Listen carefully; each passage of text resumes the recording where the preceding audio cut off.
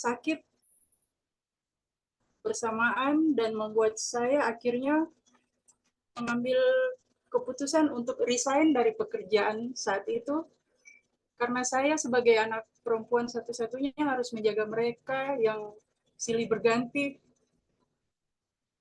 Hampir setiap bulan harus opname di rumah sakit selama masa 1 tahun itu. Namun hal itu membuat saya semakin lebih intim lagi untuk dekat dengan Tuhan. Saya pikir saya akan melihat mujizat yang terjadi bagi kedua orang tua saya. Tapi ternyata Tuhan justru memanggil pulang papa mama saya.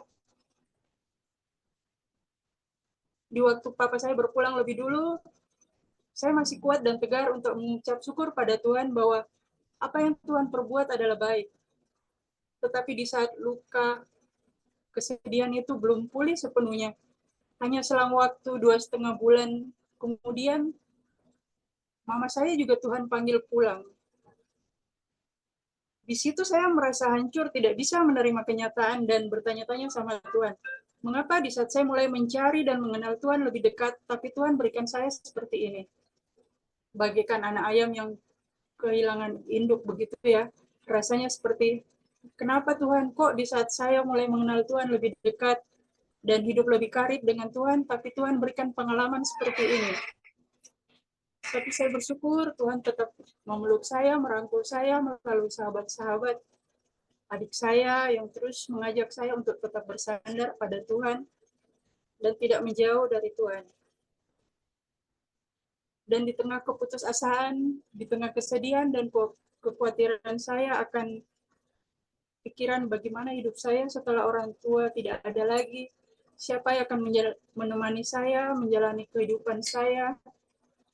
3 bulan kemudian setelah mama saya meninggal itu, saya mendapat panggilan kerja di Tomohon.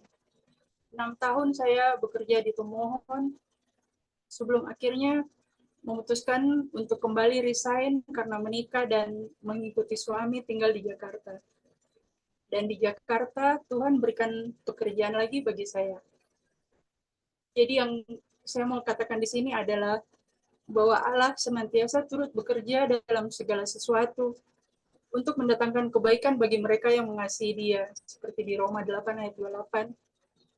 Jika seandainya kedua orang tua saya belum meninggal dan saya tidak mendapat kerja di daerah rantau, mungkin saya tidak akan pernah belajar mandiri. Bisa pintar masak misalnya, karena dulu di saat orang tua masih ada, segalanya bergantung pada orang tua. Dan saya juga mau katakan bahwa Allah sekali-kali tidak akan membiarkan kita dan meninggalkan kita. Jadi jangan pernah lelah untuk mengingatkan diri kita bahwa seringkali hadiah dari Tuhan itu bukan berupa hasil yang kita perjuangkan, tetapi proses yang kita rasakan. Bagaimana kita bersabar, belajar, jatuh, bangkit, bertahan, dan hingga tiba di penghujung jalan perjalanan hidup. Berbahagia bukan karena semuanya baik, tapi kita melihat kebaikan Tuhan dalam segala hal. Sama seperti pujian yang tadi ya, semua baik. Kita bersyukur, kita bilang Tuhan Yesus baik, bukan pas kita menerima atau di saat kita menerima keinginan kita. Bukan karena keadaan, bukan karena situasi, tapi karena memang Tuhan Yesus baik. Kita boleh kehilangan apapun, meskipun pahit, meskipun sedih, asalkan kita tidak kehilangan Tuhan Yesus. Kiranya kita semua boleh mengalami dan merasakan pengalaman pribadi hidup beriman di dalam Tuhan. Tuhan Yesus menyertai dan memberkati kita semua. Terima kasih. Salam. Terima kasih. Shalom buat Ibu Estaria. Esta. Kami menikmati pengalaman ini, tentunya menjadi suatu dorongan bagi kita semua dalam berbagai keadaan. Tuhan bekerja, dan bagaimana kita bisa melihat Tuhan bekerja ketika kita dalam keadaan tidak mampu. Dan di situ biasanya Tuhan membungkus berkat dan kemuliaan. Saya pikir pengalaman Ibu Esa ini dapat menjadi bagian di dalam kehidupan kita ke depan dengan memahami, mengerti, mengimani bahwa Allah itu baik dan Dia tidak pernah menyangkali kebaikan di dalam kehidupan kita. Amin. Terima kasih. Baik, Bapak, Ibu, saudara-saudara yang kekasih, berikut ini saya ingin sampaikan bahwa ada beberapa saudara-saudara kita yang seyogyanya malam hari ini agak sulit untuk bisa hadir, tetapi malam hari ini bisa bersama-sama. Seperti misalnya anak kekasih Jonathan Bawole. Jadi dia sekarang sebagai kadet ya di Angkatan Laut, lagi mengecap pendidikan di Akademi Militer Angkatan Laut. Dan malam hari ini saya lihat beliau ada di sini. Selamat malam Jo ya. Kiranya bisa. Malam Pak. Ya, terima kasih. Terima kasih.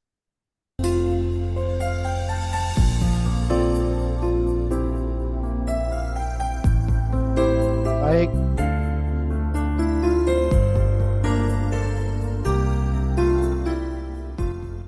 Ya, Bapak Ibu, saudara-saudara yang kekasih, kini giliran kita akan mendengarkan penyampaian firman Tuhan yang akan disampaikan oleh yang kekasih Pastor Fandri Entimanai, Sarjana Hukum, Master Teologi. Dengan kasih kami persilakan. Baik, terima kasih Pak Walda. Suara saya bisa didengar dengan baik? Bisa, bisa. Oke. Baik, mari kita tunduk kepala dan kita satu dalam doa. Terima kasih Tuhan untuk ibadah malam ini. Kami diberikan kesempatan untuk bisa menyatukan hati dan pikiran kami, bahkan dari tempat yang berbeda. Kami bisa menyembah Tuhan yang sama. Terima kasih untuk media yang Tuhan izinkan kami pakai. Terima kasih untuk belas kasihan supaya kami dapat memberikan waktu kami untuk merenungkan kebaikan Tuhan, memuji Tuhan melalui ibadah seperti ini. Dan saatnya bagi kami Tuhan untuk mendengar apa yang Tuhan mau kami dengar. Pakai hamba-Mu dengan segala keterbatasan yang dimiliki, agar dapat menyampaikan, menyajikan kebenaran yang Tuhan mau setiap telinga di tempat ini dengar. Dan setiap orang juga diberikan kerinduan, keseriusan untuk mendengarkan apa yang akan disajikan. Di dalam nama Tuhan Yesus kami berdoa. Amin. Baik, sekali lagi selamat malam saudara-saudara yang dikasihi Tuhan. Shalom. Sebelum kita mulaikan pembacaan dan perenungan firman Tuhan, saya meminta saudara-saudara yang tidak berhalangan untuk menyalakan video kalau tidak berhalangan, supaya kita bisa saling memandang satu sama lain. Dan saya bisa tahu bahwa saya tidak hanya bersama dengan Pak Walda, Pak Daeng, Pak Wisben, Ibu Ena, Ibu Tien, Ibu Eni, dan yang lainnya. Tapi saya bersama dengan saudara-saudara yang juga tergabung bersama dengan kita. Dan saya akan memulai dengan menyampaikan satu hal yang sangat penting, karena mungkin ada beberapa orang yang selama ini punya pemahaman yang keliru terkait hal ini, bahwa menyampaikan khotbah itu tidak mudah. Saya selama ini sering dengar ada orang mengatakan bahwa menyampaikan khotbah itu mudah, dan saya tidak setuju. Menjadi seorang pengkhotbah itu tidak mudah. Kalau menjadi seorang pengkhotbah itu mudah, kenapa di dalam satu jemaat kita hanya punya sekitar 3 atau 4 pengkhotbah? Kalau menjadi pengkhotbah itu mudah, kenapa tidak semua orang bisa jadi pengkhotbah? Bahkan ada orang yang mengaku memberikan kesaksian ketika dia berkhotbah, dia bisa gemetaran kakinya. Betul atau tidak? Tidak semua orang bisa berkhotbah. Itu sebabnya ingat bahwa tugas orang pengkhotbah itu tidak mudah, dan saya minta saudara-saudara menolong saya, menopang saya melalui doa. Dan bukan hanya itu, bukan hanya menjadi seorang pengkhotbah yang tidak mudah, tapi menjadi seorang pendengar khotbah juga tidak mudah. Itu yang tidak banyak disampaikan. Seringkali kita bilang, oh menjadi pengkhotbah itu tidak mudah. Kita juga dengar orang mengatakan menjadi pengkhotbah itu mudah, jadi ada perselisihan antara dua pihak. Saya ada di posisi yang mengatakan bahwa menjadi pengkhotbah tidak mudah, dan saya juga akan menambahkan bahwa bukan hanya menjadi pengkhotbah yang tidak mudah, tapi menjadi seorang pendengar khotbah tidak mudah. Saudara harus memberikan perhatian, saudara. Seringkali kita mendengarkan seorang pengkhotbah yang mungkin bagi kita terlalu lambat bicara. Betul enggak? Seringkali kita mendengarkan seorang pengkhotbah yang terlalu cepat berbicara. Dan itu adalah satu kesulitan bagi kita masing-masing. Tetapi kita dituntut untuk bisa menangkap pelajaran, menangkap pesan Tuhan dari khotbah-khotbah yang ada. Kalau saudara hanya mau mendengarkan khotbah dari orang yang menurut saudara cocok dengan saudara, maka itu adalah sesuatu yang sangat berbahaya. Ya, kita sering ketemu dengan favoritisme seperti itu kan. Oh, saya mau dengar khotbah si ini, saya mau dengar khotbah si itu. Kita harus mendengarkan firman Tuhan dari orang-orang memang dipakai oleh Tuhan. Apakah logatnya tidak cocok dengan kita atau temponya terlalu pelan, temponya terlalu cepat, kita tetap dituntut untuk menangkap pesan Tuhan dari sana. Sama sekali bukan bermaksud untuk mengatakan bahwa pengkhotbah tidak perlu evaluasi diri. No, pengkhotbah juga perlu evaluasi diri, termasuk saya. Saya beberapa kali diberikan masukan oleh teman-teman bahwa saya berbicara terlalu cepat. Saya seperti mesin gun. Jadi tolong saudara-saudara setiap kali saya berkhotbah, doakan supaya saya bisa jadi seperti pistol air, lebih perlahan dari itu. Oke. Nama saya Fandri Entimanaya dan saya dari Kota Mobagu. Kalau ada di antara saudara yang mungkin belum tahu kota ini ada di Provinsi Sulawesi Utara dan mungkin sekitar 4 jam dari kota Manado. Kalau saudara menempuh jalur darat menggunakan sepeda motor. Tapi kalau saudara naik motor dengan saya mungkin bisa 2 jam. Oke. Ya baik, saudara-saudara. Saya mengajak kita untuk melihat di dalam Filipi pasal yang pertama. Filipi pasal 1. Dan kita akan membaca ayat 27 sampai ayat 30. Siapa di antara saudara yang bersedia untuk menjadi perwakilan yang akan bergantian dengan saya? Jadi saya akan membaca ayat 27, kemudian perwakilan dari antara saudara akan membaca ayat 28, kembali saya ayat 29, dan perwakilan dari saudara juga akan membaca ayat 30. Apakah ada yang bersedia? Bisa raise hand atau bisa langsung nyalakan audionya. Berikan kode ke saya. Bisa, Kak? Oke, silakan. Baik, Jonathan. Nah, judul yang diberikan oleh Lembaga Alkitab Indonesia di sini adalah Nasihat Supaya Tetap Berjuang. Sekali lagi, Filipi pasal 1, ayat 27 sampai 30. Demikianlah firman Tuhan. Siap, Joshua ya, Jonathan ya. Hanya hendaklah hidupmu berpadanan dengan Injil Kristus, supaya apabila aku datang, aku melihat. Dan apabila aku tidak datang, aku mendengar bahwa kamu teguh berdiri dalam satu roh, dan sehati sejiwa berjuang untuk iman yang timbul dari berita Injil. Dengan tiada digentarkan sedikit pun oleh lawanmu. Bagi mereka semuanya itu adalah tanda kebinasaan. Tetapi bagi kamu tanda keselamatan. Dan itu datangnya dari Allah. Sebab kepada kamu dikaruniakan bukan saja untuk percaya kepada Kristus, melainkan juga untuk menderita untuk Dia. Dalam pergumulan yang sama seperti yang dahulu kamu lihat padaku. Dan yang sekarang kamu dengar tentang aku. Baik, terima kasih Saudara Jonathan. Saya sangat yakin ini bukan bagian yang baru kali ini Saudara baca. Ini bagian yang sudah berkali-kali Saudara baca. Bahkan mungkin Filipi pasal 1 ayat 29 sudah menjadi ayat hafalan Saudara. Kepada kita bukan hanya dikaruniakan untuk percaya, tapi juga untuk menderita. Nah, saudara, kita tahu bahwa jemaat Filipi dibanding dengan jemaat yang lain seperti Korintus, Galatia, jemaat ini relatif baik. Bukan berarti jemaat ini tidak punya masalah. Tidak ada jemaat yang tidak punya masalah. Semua jemaat punya masalah, dan termasuk diantaranya Filipi. Tetapi jika kita membandingkannya, maka kita akan menemukan bahwa jemaat ini adalah jemaat yang relatif tidak punya begitu banyak masalah, sama seperti yang terjadi di Korintus. Kita tahu di Korintus terjadi percabulan, di mana ada seorang ibu yang tidur dengan anaknya. Kita tahu di sana ada permasalahan tentang bahasa lidah. Kita tahu ada banyak sekali permasalahan yang dilaporkan oleh Chloe. Nanti saudara bisa baca di dalam 1 Korintus pasal 1 ayat 11. Chloe melaporkan sampai Paulus menerangkan begitu banyak hal di dalam Korintus karena begitu banyak masalah. Kita juga tahu di Galatia ada masalah yang sangat serius, di mana mulai ada Injil lain yang diberitakan di sana, dan bahkan Paulus mengeluarkan kata-kata yang sangat keras, yaitu anatema. Jika ada yang memberitakan Injil selain daripada yang kami beritakan kepadamu, maka terkutuklah dia. Bahkan malaikat dari surga itu siapapun dia, terkutuklah dia. Masalah-masalah yang benar-benar sangat serius di sana. Filipi juga punya masalah, tapi kalau kita melihat persoalan yang ada di Filipi, tidak sebegitu serius seperti yang terjadi di jemaat yang lain. Tapi sekali lagi, itu bukan berarti mereka tidak akan punya tantangan dari luar.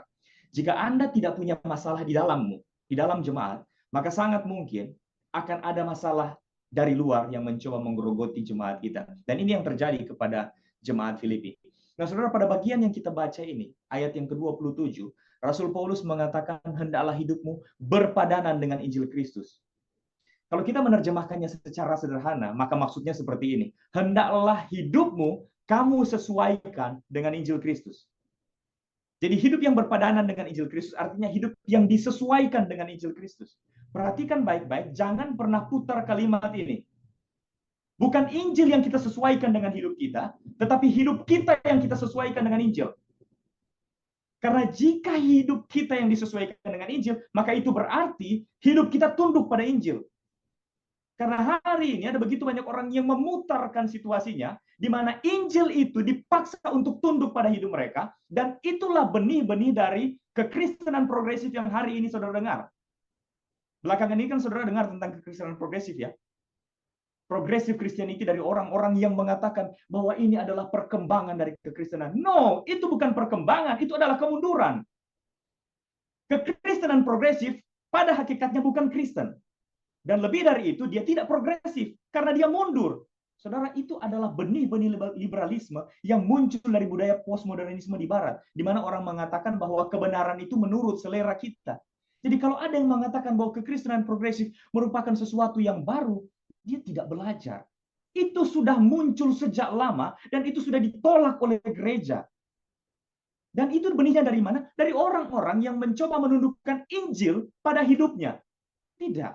Kita harus menundukkan hidup pada Injil kita. Jadi sekali lagi, bukan Injil yang ditundukkan pada kita, tapi kita yang ditundukkan pada Injil. Jangan pernah membuat sesuatu hanya berdasarkan perasaan kita. Satu kali teman saya tanya, sekitar 4 atau 5 hari yang lalu, teman saya tanya ke saya, kenapa kita tidak bisa menerima kekristenan progresif? Saudara tahu apa yang saya katakan? Karena kekristenan progresif adalah ajaran yang melecehkan pengorbanan Kristus. Kalau Anda menonton video dari orang yang membahas kekristenan progresif itu bersama dengan seorang rekannya, yang adalah seorang Muslim, dia mengatakan bahwa rekan Muslimnya itu adalah anak Tuhan Yesus katanya. Dan dia katakan bahwa kalau seandainya rekannya itu tidak diselamatkan atau tidak masuk surga hanya karena dia tidak percaya Yesus, padahal dia adalah orang yang mulia, maka menurutnya dia akan ikut dengan orang itu. Perhatikan baik-baik kalimatnya. Kalau orang itu, saudara Muslimnya itu, tidak masuk ke surga hanya karena dia tidak percaya Yesus, padahal hidupnya itu mulia, padahal hidupnya itu baik, dia akan ikut bersama dengan rekannya itu.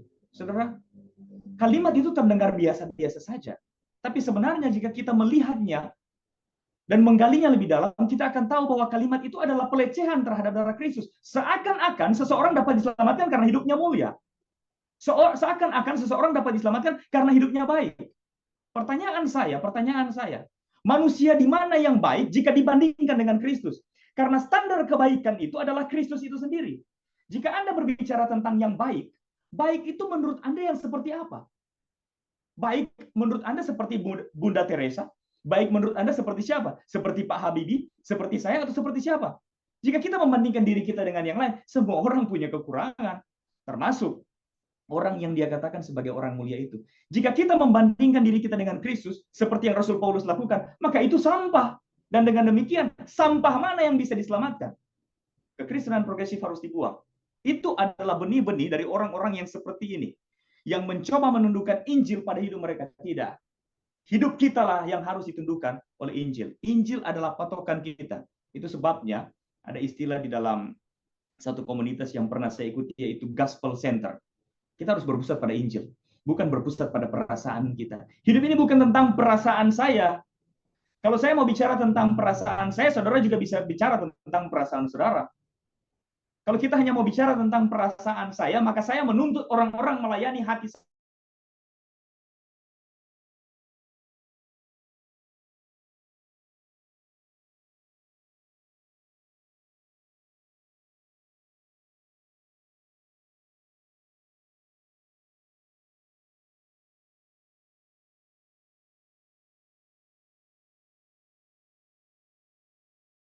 Datang dan melihat orang-orang itu tunduk pada Injil, dia dapat melihatnya.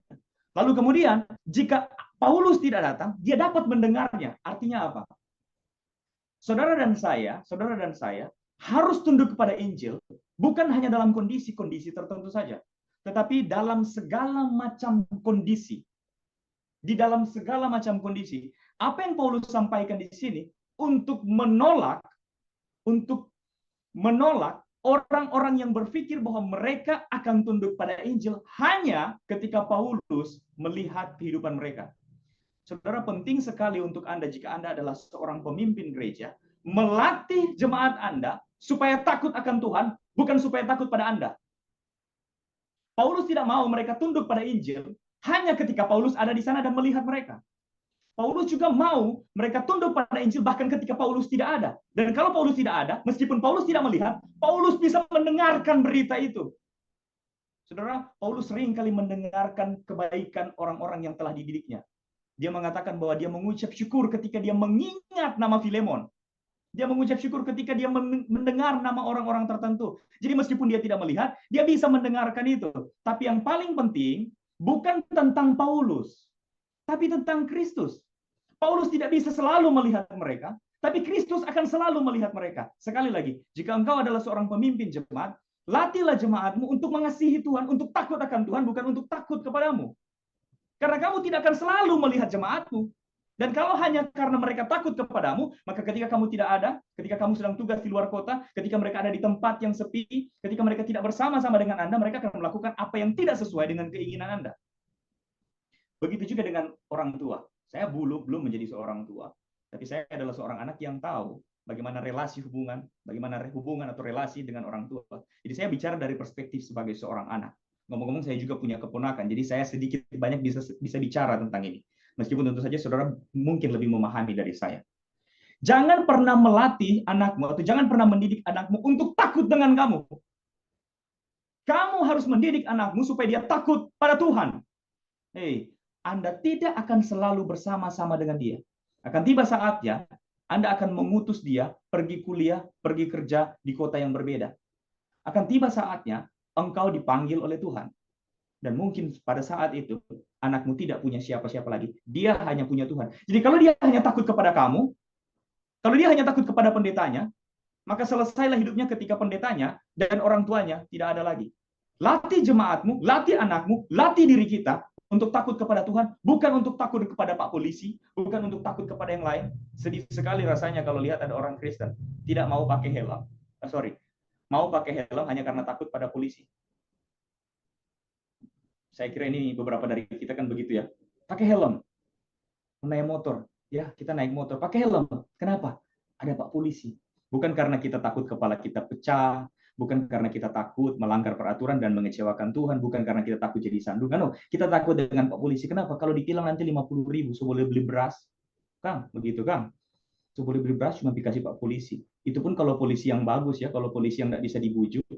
Ya, ini orang-orang bilang kalau polisi yang tidak bisa dibujuk bisa 100.000 loh. Ya, ada kan itu?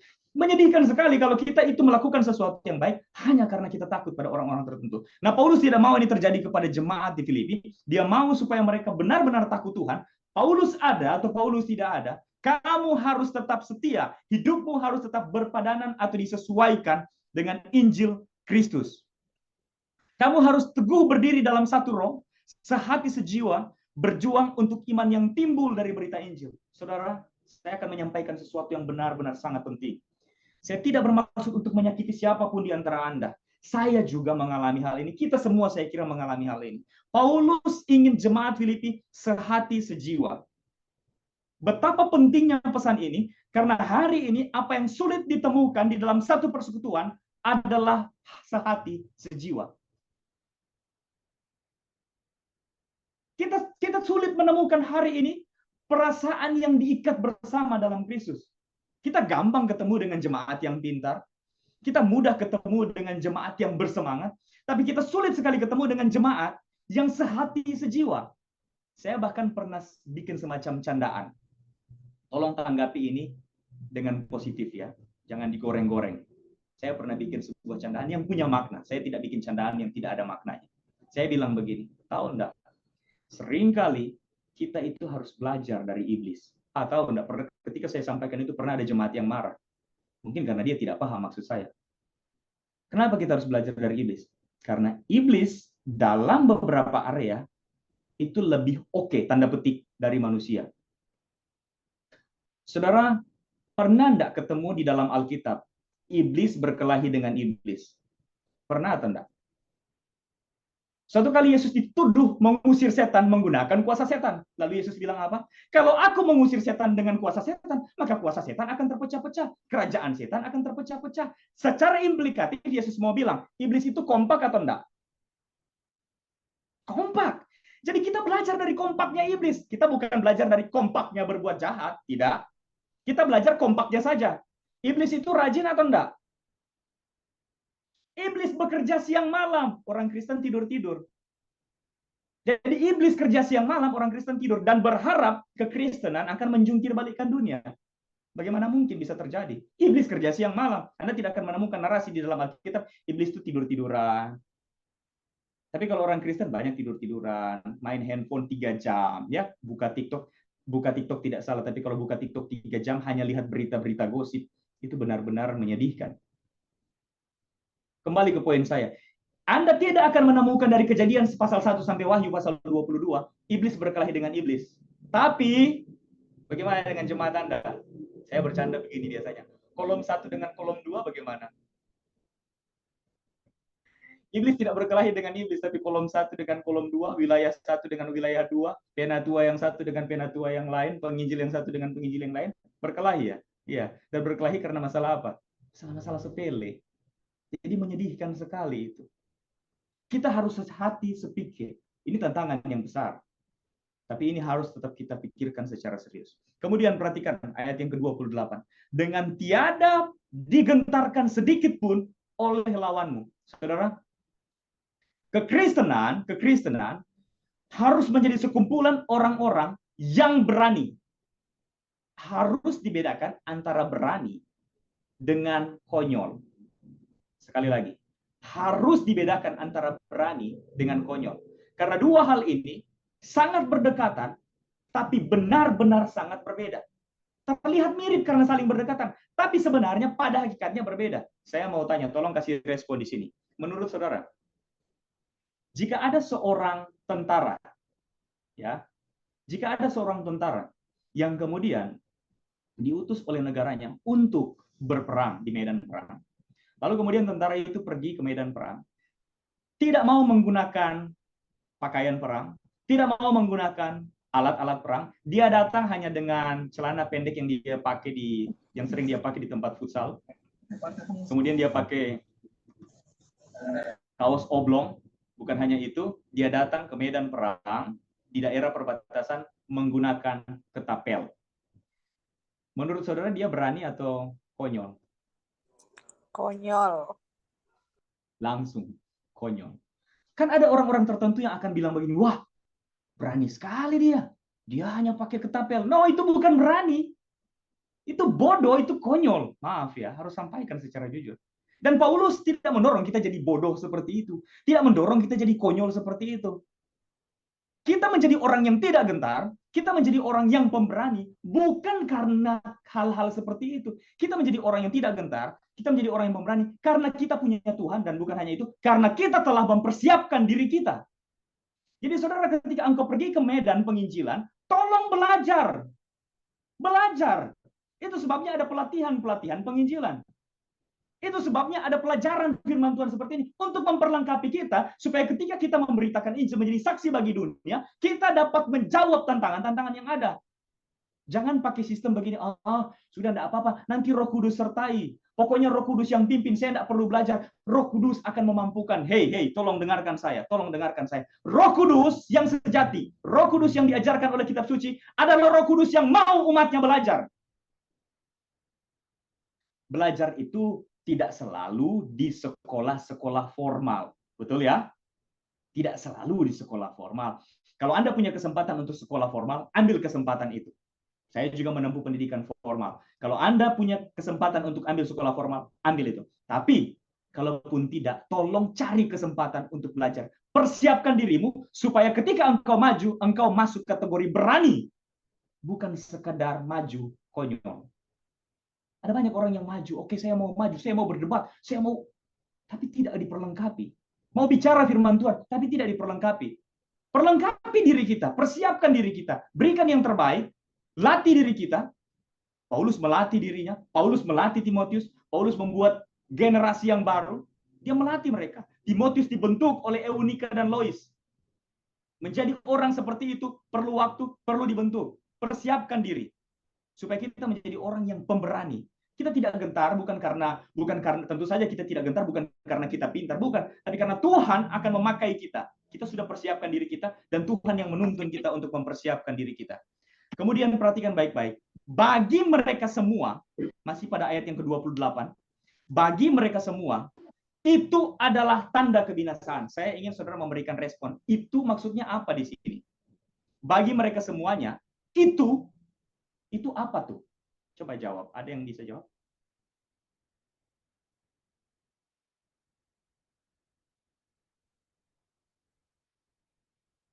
Silakan. Yang benar akan saya kasih hadiah. Hadiahnya adalah doa.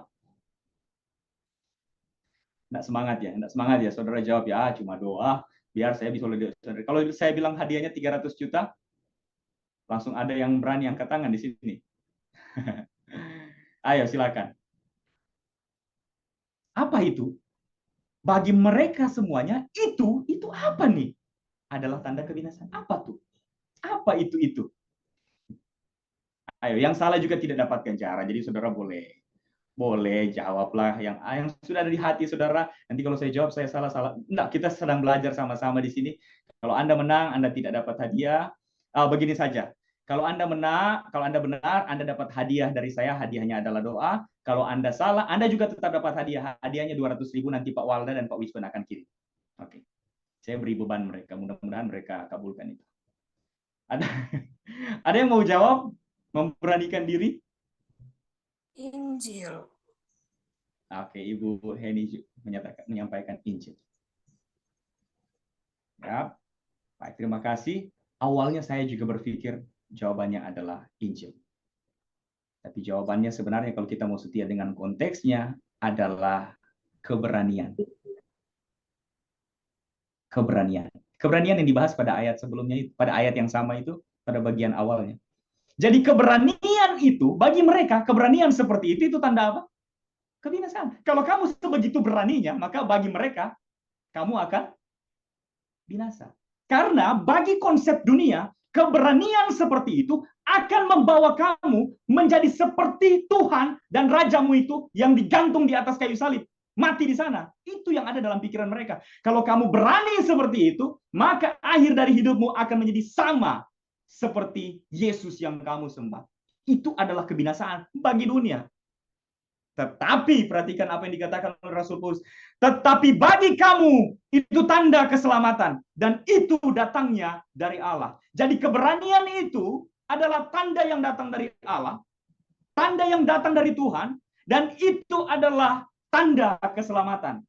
Jadi keberanian Anda dan saya itu menjadi tanda yang datang dari Allah dan itu adalah tanda bahwa Anda dan saya sudah menjadi orang-orang yang menerima jaminan keselamatan. Jadi keberanian bukan tanda bahwa Anda dan saya pintar. Buang konsep itu. Keberanian bukan menjadi tanda bahwa Anda dan saya sekolah. Keberanian bukan menjadi tanda Anda dan saya telah belajar filsafat. Bukan. Keberanian itu menjadi tanda bahwa Allah menyertai Anda, bahwa Allah sudah memberikan Anda keselamatan. Itu namanya tanda, itu namanya bukti keberanian. Dan saudara, keberanian selalu membawa konsekuensi. Keberanian selalu membawa konsekuensi. Itu sebabnya pada ayat yang ke-29 dikatakan, sebab kepada kamu dikaruniakan bukan saja untuk percaya kepada Kristus, melainkan juga untuk menderita.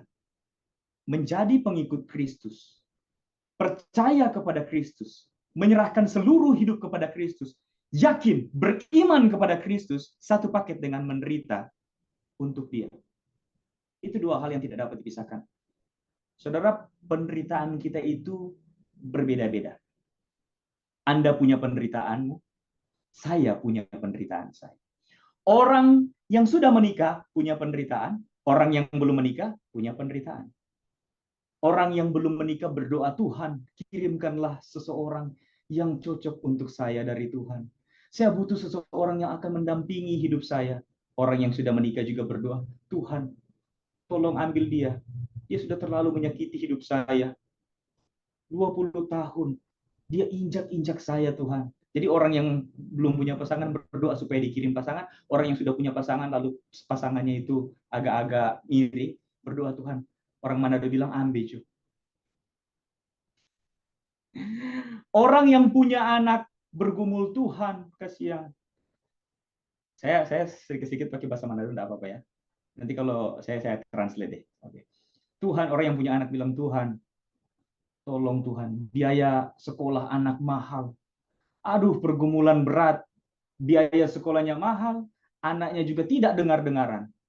Yang tidak punya anak berdoa, Tuhan, kirimkan, tolong kasih anak ke kami Tuhan. Kami sudah berjuang, biar anaknya kepala angin, biar anaknya sedikit nakal, enggak apa-apa Tuhan, nanti kami doakan terus dia. Nanti, jadi yang punya anak berdoa supaya anaknya itu dengar-dengaran, yang tidak punya anak berdoa supaya ada anak. Macam-macam, kita semua berdoa. Orang kaya punya persoalannya sendiri, orang miskin punya persoalannya sendiri. Di kota kami, ada salah satu keluarga yang mungkin mereka adalah salah satu, mungkin 3 besar keluarga paling kaya di Kota Mobagu. Saya berteman baik dengan anaknya. Saya berteman dengan dia bahkan sebelum mereka itu jadi orang kaya. Papanya bahkan bertemanan dengan saya juga. Dan ketika kami duduk diskusi sama-sama, mengejutkan. Saya selalu, tidak mengejutkan sebenarnya, saya selalu dengar cerita tentang penderitaan mereka. Wah, mungkin saudara tanya, orang kaya bisa menderita juga? Iya. Orang miskin punya penderitaan, orang kaya punya penderitaan, orang menikah punya penderitaan, orang tidak menikah punya penderitaan.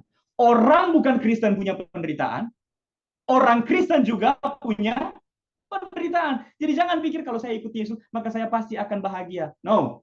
Mengikut Kristus harus siap bayar harga. Perhatikan baik-baik. Saya tidak mengatakan, dan Alkitab tidak pernah memberikan kita petunjuk, bahwa kalau ikut Kristus berarti tidak boleh bahagia sama sekali. Oh, itu palsu juga. Kita menolak teologi kemakmuran. Kita menolak apa yang dikenal dengan prosperity teologi. Kita tolak itu. Saya tidak percaya orang Kristen pasti kaya. Saya tidak percaya itu. Apakah orang Kristen boleh kaya? Boleh. Tapi orang Kristen boleh miskin dalam pengertian yang umum ya. Kan miskin itu relatif juga. Kaya itu relatif juga. Tapi apakah orang Kristen boleh tidak punya mobil? Boleh dong. Boleh punya mobil? Boleh dong. Tapi tidak harus punya mobil, tidak harus kaya. Jadi artinya, kalau kamu kaya, bisa jadi kamu orang Kristen. Tapi belum tentu kalau kamu tidak kaya, lalu kamu bukan Kristen. Kamu bisa jadi orang Kristen yang punya banyak uang, sekaligus orang Kristen yang tidak begitu punya banyak uang. Saya percaya itu. Tapi saya tidak mau juga kita salah paham, seakan-akan menjadi orang Kristen tidak boleh senang-senang. Selama kesenangan kita itu selaras dengan hati Tuhan, tidak mengganggu pelayanan kita, maka ambil waktu untuk bersenang-senang. Kalau Anda punya sedikit uang, ibu-ibu, ya, ibu-ibu dengarkan saya, termasuk bapak-bapak. Kalau punya sedikit uang, jangan karena orang Kristen harus menderita, berarti kita tidak boleh berdandan. No, itu salah. Orang Kristen juga boleh berdandan. Jadi bapak-bapak tolong belikan lipstik yang bagus untuk istrimu. Amin, ibu-ibu. Saya mau dengar dulu. Amin atau enggak ini, ibu-ibu? Unmute dulu lalu jawab. Amin atau enggak? Amin. Nah, itu. Amin. Jadi kalau ada uang, tolong belikan lipstik yang bagus juga untuk istrimu, belikan dia baju yang bagus juga. Jangan karena orang Kristen harus menderita, berarti kita tidak boleh berdandan, biar kita pokoknya itu orang Manado bilang ya, itu bibir pecah-pecah kasihan. Beli lipstik juga enggak apa-apa, ya. Tidak apa-apa, beli baju juga kalau ada uang dan ya yang wajar-wajar lah ya. Jangan saudara karena begitu, karena saya sudah bilang begini lalu mulai setelah khotbah ini saudara bilang ke suami saudara, oh itu tadi hamba Tuhan sudah khotbah harus beli lipstik yang mahal. Tolong belikan saya lipstik yang harga 14 juta. Bahaya sekali lipstik harga 14 juta. Gak ada kan yang begitu. Sewajarnya lah. Kita nikmati apa yang bisa Tuhan berikan kepada kita. Jadi meskipun kita mengalami penderitaan, kita juga diberikan kelegaan oleh Tuhan. Dan perhatikan dengan baik. Perhatikan dengan baik. Kita tahu bahwa semua jemaat, apakah Filipi, Tesalonika, Berea, dimanapun, orang-orang yang ada di dalam jemaat gereja mula-mula, semuanya mengalami penderitaan karena persekusi, penganiayaan. Saudara, apakah ada yang boleh mengacungkan tangannya di sini? Siapa yang gerejanya pernah dilempar? Coba angkat tangan. Adakah yang pernah mengalami itu? Gerejanya dilempar oleh oknum-oknum yang tidak bertanggung jawab. Ada? Tidak ada ya? Sedikit kalaupun. Oke, ada satu. Oke, Ibu Manila.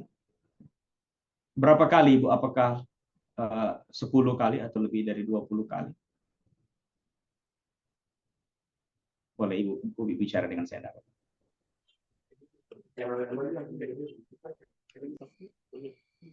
Pernah berapa kali Ibu Manila Sering. dilempar gereja? Sering ya? Iya, dulu waktu di Bandung. Oh, oke, baik. Mula-mula itu sering, masih mula-mula. Oh, sekarang sudah enggak ya? Sekarang udah enggak. Tapi belum dibakar gerejanya ya? Oh, tidak. Oh, puji Tuhan ya. Saya bilang belum bukan berarti saya doakan nanti dibakar. No. Tapi maksud saya apa? Maksud saya begini. Kalau kita bandingkan penderitaan kita dengan penderitaan jemaat mula-mula, bagaimana kira-kira? Apa ada yang pernah dibunuh karena imannya di dalam jemaat Anda? Ya. Saudara tahu, sekitar 2-3 minggu yang lalu, saya sedikit cerita ya. Saya melayani di salah satu negara komunis di Asia Tenggara. Saya dengan salah satu dari Gereja Alkitab Anugerah, anak dari pendeta Ba'aba. Mungkin beberapa di antara saudara tahu. Kami pergi ke Laos. Dan kami diperingatkan ketika kami tiba di sana untuk tidak sembarang bicara tentang Injil di jalanan. Karena itu negara komunis, kami bisa saja ditangkap.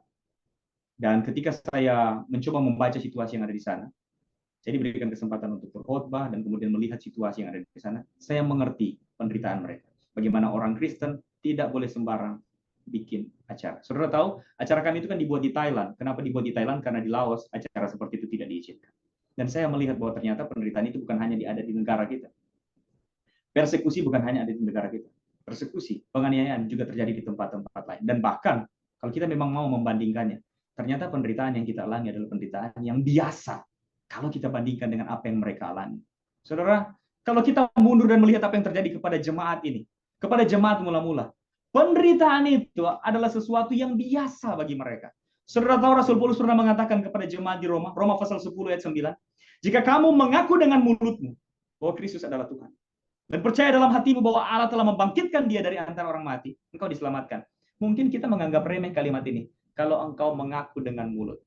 Hari ini, di tempat Anda dan saya, kita bisa teriak, saya adalah murid Tuhan Yesus. Yesus adalah Tuhan saya.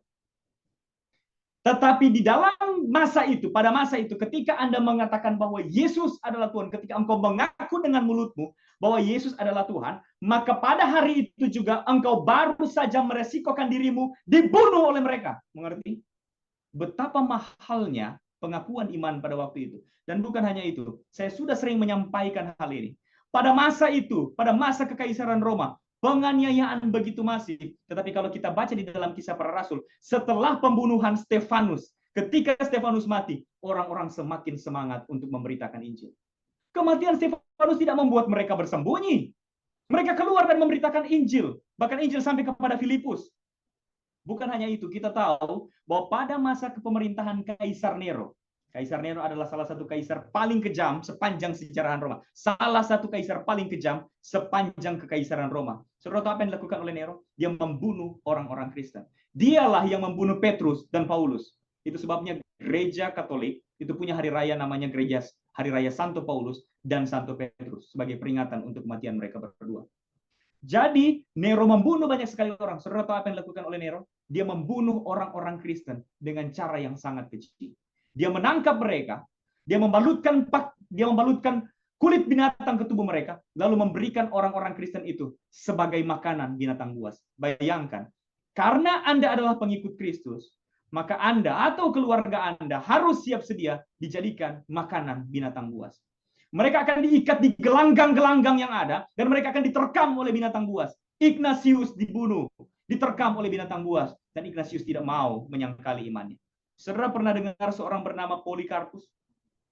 Sesuatu yang sungguh luar biasa terjadi kepada Polikarpus. Sebelum saya sampaikan tentang Polikarpus, saudara tahu, bukan hanya diberikan sebagai makanan binatang buas. Orang Kristen pada waktu itu juga ditangkap dan digantung. Dan Pliny the Younger mengatakan, Tacitus mengatakan, bahwa pada waktu malam, orang-orang itu dibakar. Sekali lagi, kenapa mereka diperlakukan seperti itu? Karena mereka adalah pengikut Kristus. Jadi itu harga yang mereka bayar. Tapi mereka tidak pernah mundur. Karena apa? Karena mereka punya keberanian. Dari mana keberanian itu? Dari Allah. Itu adalah tanda keselamatan. Jadi mereka tetap maju. Yang tadi saya sampaikan, Polikarpus. Polikarpus adalah murid dari Rasul Yohanes. Jadi Rasul Yohanes itu adalah orang yang mendidik Polikarpus, dan saudara tahu Polikarpus menjadi martir yang benar-benar sangat pemberani. Saya di dalam Martyrdom of Polycarp dicatat bagaimana dialognya bersama dengan orang-orang di situ. Mereka mendesak Polikarpus, murid dari Rasul Yohanes ini. Dan saudara tahu apa yang mereka katakan kepada Polikarpus? Hei orang tua, bersumpahlah demi roh Kaisar. Dan itu sudah cukup. Saudara tahu apa yang Polikarpus bilang? Jadi mereka memerintahkan Polikarpus untuk bersumpah demi roh Kaisar. Menunjukkan sumpah setia kepada Kaisar dan menganggapnya sebagai dewa. Polikarpus bilang apa? Kalau kau berpikir aku akan melakukannya, maka kau berpura-pura tidak mengenalku. Dengarkan aku dengan jelas. Aku seorang Kristen. Lalu apa yang mereka katakan kepada Polikarpus? Mereka katakan, Polikarpus, kalau kamu tidak melakukannya, kalau kamu tidak bersumpah demi roh Kaisar, maka kamu akan diberikan kepada binatang buas. Tahu enggak apa yang dikatakan Polikarpus? Bawa mereka kemari. Maksudnya bawa binatang-binatang buas itu. Aku akan berubah pikiran jika itu dari yang terburuk menjadi yang terbaik. Tapi aku tidak akan pernah mengubah pikiranku dari benar menjadi salah. Bawa binatang buas itu. Saudara tahu, mereka kemudian mengancam Polikarpus lagi. Kami akan membakarmu hidup-hidup. Lalu Polikarpus bilang apa? Kalian mengancam aku dengan api. Kalian mengancam aku dengan api yang dapat menyala selama 1 jam. Perhatikan kata-kata Polikarpus. Kalian mengancamku dengan api yang dapat menyala selama 1 jam. Dan setelah itu, api itu akan padam. Tapi kamu tidak tahu bahwa ada api kekal yang tersedia untuk orang-orang fasik selama-lamanya. Bawa binatang buas itu atau bakar saya. Dan mereka mengatakan, kalau kamu tidak melakukannya, kami akan membunuhmu sekarang. Cepat sangkali Tuhanmu, cepat bersumpah dalam roh Kaisar. Tahu enggak Polikarpus bilang apa? Ini adalah perkataan yang menggetarkan hati. Setiap kali saya menyampaikan perkataan Polikarpus ini, setiap kali saya mendengarkan kembali apa yang dikatakan oleh Polikarpus ini, hati saya bergetar. Dan saya berharap semua orang Kristen merenungkan ini. Ini yang dikatakan Polikarpus sebelum akhirnya ia dibakar. 86 tahun lamanya aku melayani Tuhan dan Rajaku, dan tidak pernah sekalipun ia mengecewakan aku. Bagaimana mungkin aku dapat mengutuki dia? Sekali lagi, 86 tahun lamanya aku melayani Tuhan dan Rajaku, dan tak satu kali pun ia mengecewakan aku. Bagaimana mungkin aku dapat mengutuk dia, Tuhan dan Rajaku? Mereka menangkap Polikarpus, membakarnya, dan menombaknya. Polikarpus mati ya? Menurut Anda Polikarpus mati? Jawab pertanyaan itu. Menurut Anda Polikarpus mati?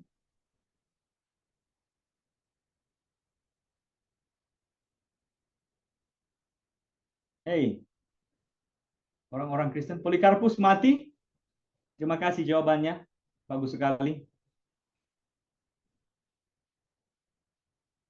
Bagaimana? Serba salah yang mau bilang mati, dia ada di surga. Mau bilang dia ada di surga, dia mati. Begitu. Ya, saudara bisa bilang dia mati dan dia bangkit. Sekarang dia ada di surga. Sekarang dia ada di surga. Bersama dengan Tuhan yang tak disangkalinya. Saya berharap buat malam ini membawa semangat sesuai dengan lagu tadi kita. Lagu kita. Selidiki aku. Kita minta Tuhan selidiki hati kita. Kita orang percaya kan, percaya bahwa keselamatan hanya oleh anugerah. Kita mati ke surga kok. Bukan berarti kalau begitu mari kita cari-cari mati. No. Lakukan yang terbaik, bijaksana, ambil keputusan, persiapkan diri. Tapi apapun yang terjadi, kita bersama-sama dengan Tuhan. Sama seperti Polikarpus ada di surga, kita juga yang percaya kepadanya tidak akan binasa, melainkan beroleh hidup yang kekal. Pengertian, keberanian seperti itu datangnya dari Allah. Terpujilah Tuhan kita. Mari kita berdoa. Terima kasih Tuhan Yesus yang telah memberikan keberanian kepada Polikarpus, kepada Ignatius, kepada Paulus, dan kepada kami. Keberanian untuk menyatakan bahwa Engkaulah Allah kami.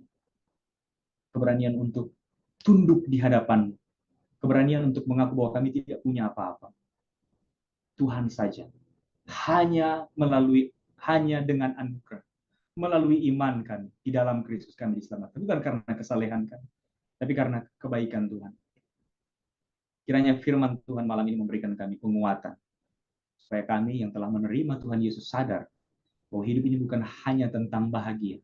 Ada harga juga yang harus kami bayar. Tapi kami tidak berjalan sendiri, Tuhan. Kami bersama dengan Engkau. Terima kasih untuk penyertaan. Terima kasih untuk Roh Kudus yang dimeteraikan di dalam hati kami. Terima kasih untuk itu. Di dalam nama Tuhan Yesus kami. Amin. Saya kembalikan ke Pak Walda.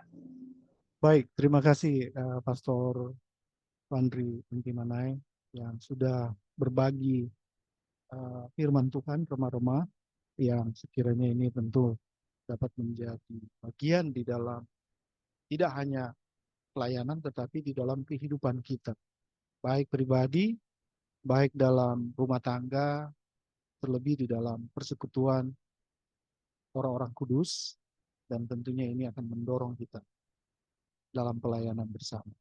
Bapak Ibu Saudara-saudara sekalian, kita akan mendengar pengumuman yang sebentar akan disampaikan oleh Pastor Marlon Tahya, Sarjana Teologi. Silakan Pak.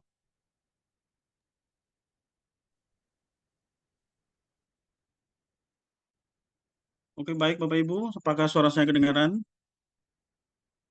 Jelas, clear. Oke, baik. Ya, terima kasih. Tentu pertama-tama kita bersyukur kepada Tuhan karena malam hari ini kita boleh berjumpa lagi dalam kesempatan yang indah untuk boleh menikmati berkat Tuhan yang sudah Tuhan siapkan lewat ibadah kita di malam hari ini di berbagai tempat dengan segala situasi, gangguan jaringan dan lain sebagainya, tapi Tuhan boleh perkenankan kita untuk tetap menikmati berkat-berkat Tuhan yang luar biasa ini lewat kesempatan di malam hari ini. Baik Bapak Ibu, Saudara-saudara, saya merasa perlu mengecek terus ini suara saya. Apakah kedengaran? Ya, masih seperti yang tadi. Oke, baik. Aman, aman. Aman, aman. Oke, baik. Terima kasih Pak Desman. Ya, seperti yang sudah kita cermati bersama bahwa kegiatan Grace Ministry saat ini dilakukan setiap minggu, jadi rutin setiap minggu dengan secara bergantian, yaitu pembelajaran dan kemudian ada ibadah online seperti ini. Dan untuk minggu depan tentu karena hari ini kita lakukan ibadah yang sudah dilayani oleh hamba Tuhan yang luar biasa, seorang yang masih muda, tadi belum berkeluarga sudah disampaikan, tapi sedang dalam persiapan untuk menjadi satu keluarga, ya Pastor ya. Dan minggu depan tentu kita akan lanjut dalam pertemuan untuk materi dan pasti akan diberitahukan di grup dan diinformasikan kepada kita semua. Karena hari ini kita ibadah, maka minggu depan kita akan lanjut pembelajaran tentu dengan topik-topik yang hangat dan tentu apa yang kami siapkan juga boleh menjadi usulan dari Bapak Ibu. Kalau seandainya ada yang merindukan ada topik-topik tertentu yang ingin dibahas, itu juga boleh menjadi bahan masukan untuk kami, Grace Ministry. Dan kita berdoa supaya kegiatan kita yang tetap diberkati Tuhan, untuk boleh menjadi saluran berkat bagi jiwa-jiwa yang rindu untuk belajar kebenaran, jiwa-jiwa yang rindu untuk diberkati dalam kehidupannya. Demikian yang boleh kami sampaikan, dikembalikan kepada Pastor Walda Kristan Kilisan. Baik, Bapak Ibu Saudara-saudara yang kekasih, kalau di gereja ini semua panggil berdiri toh, tapi kita tidak mungkin berdiri. Saya hanya mengingatkan bahwa tadi kita di sini ada sekitar 29 partisipannya, dan sekarang tinggal 24. Barang siapa yang tidak setia sampai kesudahan, bercanda. Baik Bapak Ibu, kita akan segera menutup pertemuan ibadah kita malam hari ini, dan kita menyampaikan satu pujian yang berjudul Karya Terbesar. Namun, sesudah pujian ini kita akan mendengar closing statement dan doa yang akan disampaikan oleh Pastor Fandri Intimanai. Ya, mungkin ringkas saja untuk apa yang dapat saya sampaikan sebelum berdoa, yaitu bahwa kita percaya adalah kekuatan Allah, dan karena Injil adalah kekuatan Allah, maka kita tahu itu dapat menjungkir balikan dunia. Lihat saja apa yang terjadi dengan Kekaisaran Roma setelah Yesus mengutus murid-muridnya, 12 orang, ya, kurang lebih ya, bersama dengan beberapa wanita tentu saja. Kekaisaran Roma itu akhirnya menjadi Kristen, kan? Bukan karena Petrus dan kawan-kawan mengangkat pedang, tidak. Bukan karena Paulus membawa senjata api, tidak. Kekristenan menjungkir balikan Kekaisaran Roma dengan berita bahwa Yesus mati atas kaisaran. Itu sebabnya kita semua jadi alat-alat yang harus Tuhan pakai untuk menjadi penyampai berita itu. Karena berita itu dapat menjungkir balikan dunia. Mari kita tunduk kepala dan berdoa. Terima kasih Tuhan untuk berita yang saat ini kami pegang. Dan kami mau menyampaikan berita itu kepada dunia. Karena melalui berita itulah orang diselamatkan. Melalui berita itulah orang mengerti bahwa mereka adalah orang-orang yang dikasihi oleh Tuhan. Berikan kami hati yang mau, yang berani untuk menyampaikan kebenaran ini, yang penuh hikmat, yang penuh dengan belas kasihan, supaya kami betul-betul menyampaikannya karena kami mengasihi Tuhan. Karena kami menundukkan hati dan pikiran kami pada berita Injil ini. Berkati setiap orang untuk aktivitas yang akan mereka lakukan setelah ibadah ini. Kami serahkan seluruh kehidupan mereka di dalam tangan. Kiranya kasih karunia Allah Bapa, damai sejahtera dari Sang Anak Yesus Kristus yang menjadi korban tebusan bagi dunia ini, dan dari Roh Kudus yang dimeteraikan di dalam hati kami setiap orang percaya, menyertai kami sepanjang kehidupan kami. Amin.